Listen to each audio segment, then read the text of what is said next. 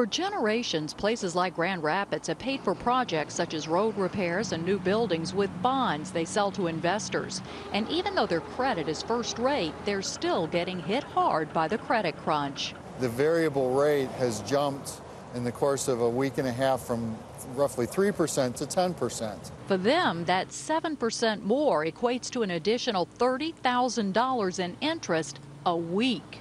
That's a deputy, that's a nurse, that's cutting services.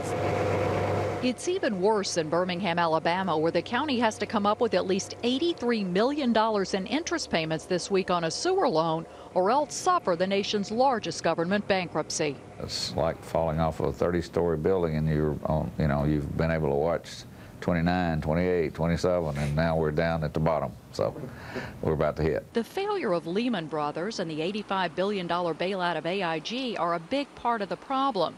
That took huge buyers of municipal bonds out of the equation, which is why Denver officials say refinancing a $220 million airport loan could cost an additional $25 million.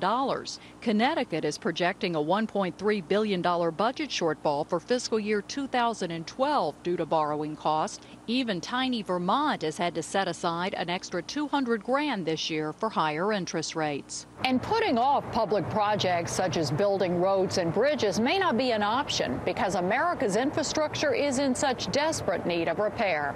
You can't reduce costs and shorten services and think that that will be a long-term solution. Which is why communities all across the country are hoping this financial mess doesn't leave them in an even bigger hole. Cynthia Bowers, CBS News, Grand Rapids, Michigan.